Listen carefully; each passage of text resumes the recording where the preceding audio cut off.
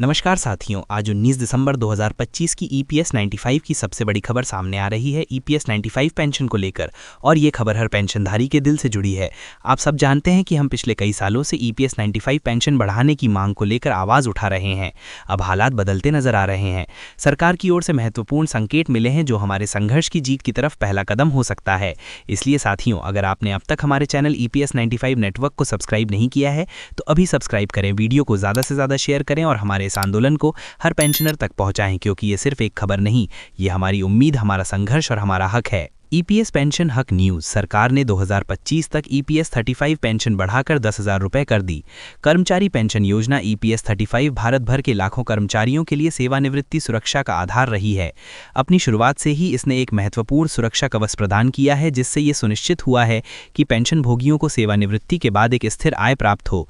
2025 के लिए EPS 95 pension वृद्धि की घोषणा के साथ पेंशन भोगी अपने मासिक लाभों में उल्लेखनीय वृद्धि की उम्मीद कर सकते हैं। ये विकास उन निवृत्त व्यक्तियों के जीवन की गुणवत्ता में सुधार का वादा करता है जो इन पेंशन पर बहुत अधिक निर्भर हैं। इस लेख में हम इस वृद्धि के विवरण, इसके निहितार्थ और पेंशन भोगियों के लिए ये कदम क्यों महत्वपूर्ण है, इस पर चर्चा करेंगे। ईपीएस 95 और इसके महत्व को समझना। ईपीएस 95 को संगठित क्षेत्र के कर्मचारियों को पेंशन लाभ प्रदान करने के लिए कर्मचारी भविष्य निधि संगठन ईपीएफओ के एक भाग के रूप में शुरू किया गया था। कर्मचारी भविष्य निधि ईपीएफ, जो एक मुश्त सेवानिवृत्ति बचत है, के विपरीत ईपीएस कर्मचारी की सेवा के वर्षों की संख्या और वेतन के आधार पर मासिक पेंशन की गारंटी देता है। ये मासिक पेंशन सेवानिवृत्त लोगों के लिए आय का एक महत्वपूर्ण स्रोत है, खासकर उन लोगों के लिए जिनके पास नौकरी छोड़ने के बाद आय के कोई वैकल्पिक स्रोत नहीं है।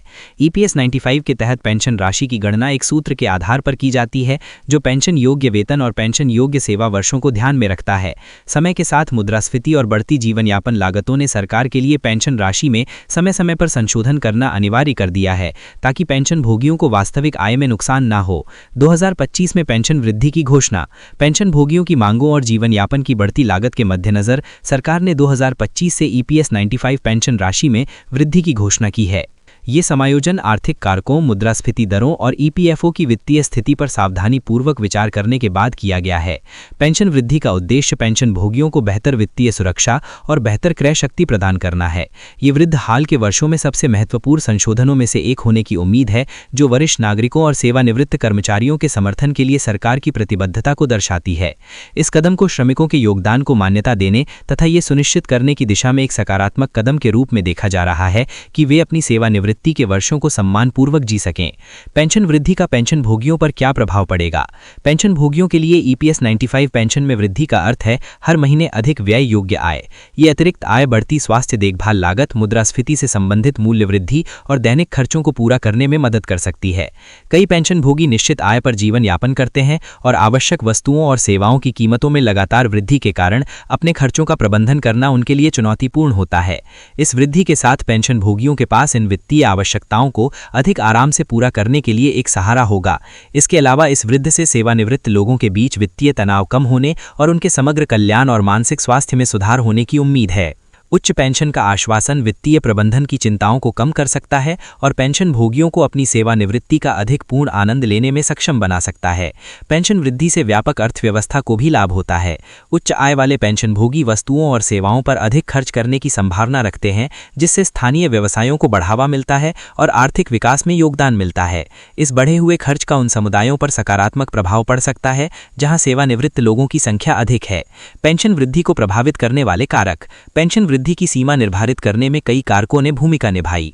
मुद्रास्फीति एक प्रमुख विचारणीय बिंदु है, क्योंकि ये निश्चित आय की क्रय शक्ति को कम करती है। मुद्रास्फीति के साथ तालमेल बिठाने के लिए पेंशन को समायोजित करके सरकार ये सुनिश्चित करती है कि सेवानिवृत्त लोग अपने जीवन स्तर को बनाए रखें। एक अन्य कारक ईपीएफओ की वित्तीय स्थिरता है।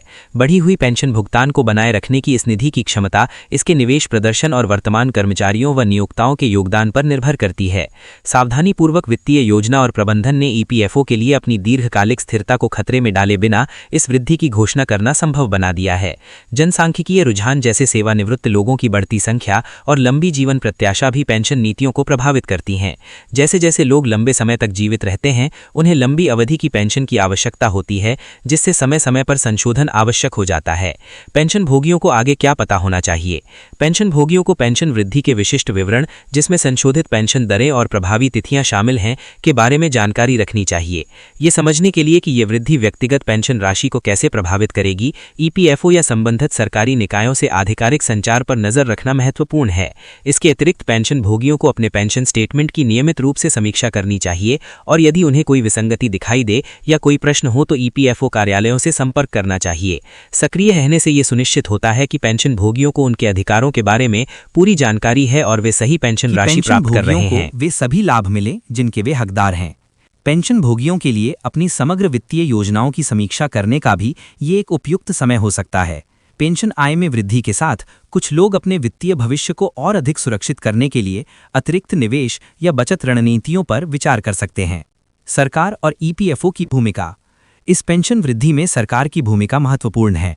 समायोजन की आवश्यकता को पहचानकर और उन्हें लागू करके नीति निर्माता सामाजिक कल्याण और आर्थिक न्याय के प्रति अपनी प्रतिबद्धता प्रदर्शित करते हैं। इस योजना के प्रशासक के रूप में ईपीएफओ इस वृद्धि को कुशलतापूर्वक और पारदर्शी रूप से क्रियान्वित करने में महत्वपूर्ण भूमिका निभाता है। इस पहल की सफलता के लिए बढ़ी हुई पेंशन का समय पर वितरण सुनिश्चित करना और पेंशन भोगियों के साथ स्पष्ट संवाद बनाए रखना आवश्यक होगा। सरकार और ईपीएफओ को भविष्य में आवश्यकतानुसार समायोजन करने के लिए आर्थिक स्थितियों और पेंशन भोगियों की आवश्यकताओं की निगरानी जारी रखनी चाहिए। भविष्य की ओर देखना। ईपीएस 95 पेंशन का भविष्य। 2025 की पेंशन वृद्धि ईपीएस 95 पेंशन के भविष्य के लिए एक सकारात्मक मिसाल कायम करती है। ये बदलती आर्थिक वास्तविकताओं और जनसांख्यिकीय रुझानों के अनुसार पेंशन नीतियों को अनुकूलित करने के महत्व पर प्रकाश डालती है। जैसे जैसे भारत का कार्यबल और अर्थव्यवस्था विकसित होती है, पेंशन प्रणाली को सेवानिवृत्त लोगों की आवश्यकताओं के प्रति संवेदनशील बने रहना चाहिए। आने वाले वर्षों में पेंशन कवरेज में सुधार, लाभ बढ़ाने और फंड की स्थिरता बढ़ाने के उद्देश्य से और भी सुधार किए जा सकते हैं। डिजिटल नवाचार और बेहतर डेटा प्रबंधन पेंशन प्रशासन की दक्षता में भी सुधार ला सकते हैं। पेंशन भोगियों के लिए मुख्य बात यह है कि उनकी चिंताओं को सुना और संबोधित किया जा रहा है। ये वृद्धि केवल धन के बारे में नहीं है, ये सम्मान, गरिमा और देश के विकास में योगदान देने वालों के लिए एक सुरक्षित और आरामदायक सेवानिवृत्ति सुनिश्चित करने के बारे में है। निष्कर्ष। 2025 के लिए ईपीएस 95 पेंशन वृद्धि भारत में पेंशन भोगियों के लिए एक महत्वपूर्ण मील का पत्थर है। ये बढ़ती जीवन यापन लागत के बीच अत्यंत आवश्यक वित्तीय राहत प्रदान करती है और सामाजिक सुरक्षा के प्रति सरकार की प्रतिबद्धता को पुष्ट करती है। पेंशन भोगी अब बढ़े हुए मासिक लाभों की आशा कर सकते हैं, जो उनके जीवन की गुणवत्ता में सुधार और वित्तीय चिंता को कम करने में मदद करेंगे। ये वृद्धि एक सुव्यवस्थित पेंशन प्रणाली के महत्व को भी रेखांकित करती है, जो वर्तमान सेवानिवृत्त लोगों की आवश्यकताओं को फंड की दीर्घकालिक स्थिरता के साथ संतुलित करती है। जैसे जैसे पेंशन परिदृश्य विकसित होता जा रहा है, सेवानिवृत्त कर्मचारियों का समर्थन करने और उनके आजीवन योगदान का सम्मान करने के लिए सकारात्मक कदम उठाए जा रहे हैं। ये देखना उत्साहजनक है। पेंशन भोगियों के लिए 2025 में ईपीएस 95 में की गई वृद्धि एक स्वागत योग्य प्रोत्साहन है और ये याद दिलाती है कि उनका कल्याण अभी भी प्राथमिकता है।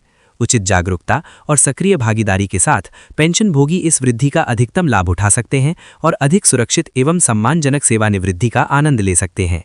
अस्वीकरण। इस लेख में दी गई जानकारी केवल सामान्य सूचनात्मक उद्देश्यों के लिए है और वित्तीय या कानूनी सलाह नहीं है। पाठकों को अपनी पेंशन या सेवानिवृत्ति योजना से संबंधित कोई भी निर्णय लेने से पहले ईपीएफओ जैसे आधिकारिक स्रोतों से विवरणों की पुष्टि करनी चाहिए और किसी योग्य प्रोफेशनल से परामर्श लेना चाहिए।